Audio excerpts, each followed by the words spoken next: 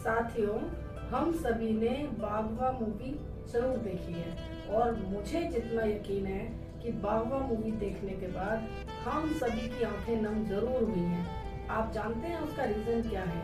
जी हाँ, हम सभी जानते हैं।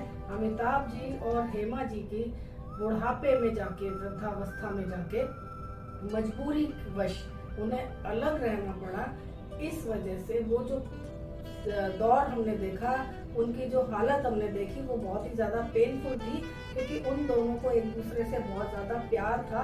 लेकिन मजबूरी में आके, क्योंकि उनके जो बच्चे थे वो उन्हें कोई भी, 3 बेटे थे, तीनों में से कोई भी बेटा उन्हें एक अपने साथ रखना नहीं चाहता था और मजबूरी में उन्हें रखना पड़ रहा था। इसीलिए एक एक बच्चा, एक एक माँ को या बाप को एक एक महीने के लिए अपने घर बुलाते थे और उस दौरान वो बहुत ज्यादा दुखी होते थे, क्योंकि उन दोनों को 2 अलग बच्चों के घर में रहना पड़ता था। इसका कारण क्या था? अमिताभ जी ने पूरी उम्र बहुत अच्छे से जॉब करी, अच्छा कमाया, अच्छा लाइफस्टाइल अपनी बच्चों को दिया, लेकिन उन्होंने एक गलती करी। वो गलती ये थी कि उन्होंने अपना जो ग्रेचुइटी का पैसा था, जो उन्हें पोस्ट रिटायरमेंट में यूज करना था, जिससे वो अपनी रिटायरमेंट लाइफ जो थी, उनकी पोस्ट रिटायरमेंट लाइफ को बहुत अच्छे से व्यतीत कर सकते थे, बहुत स्वाभिमान के साथ, उस पैसे को उन्होंने अपने बच्चे की परवरिश में खर्च दिया। यही कारण था कि उनके पास पोस्ट रिटायरमेंट के लिए फंड्स नहीं बचे।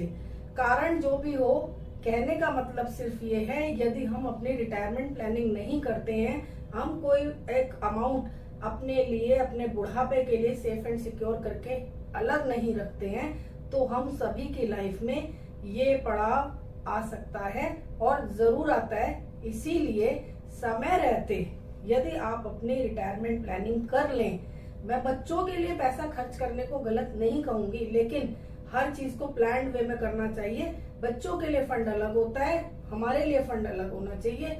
अगर हम इस तरह से बैलेंस नहीं बनाएंगे, तो जो अमिताभ और हेमा मालिनी जी के साथ बागवा में हुआ, वो तो एक मूवी थी लेकिन सत्य कथा के ऊपर आधारित, वो हम सभी के जीवन में असल में होता है और होता रहेगा।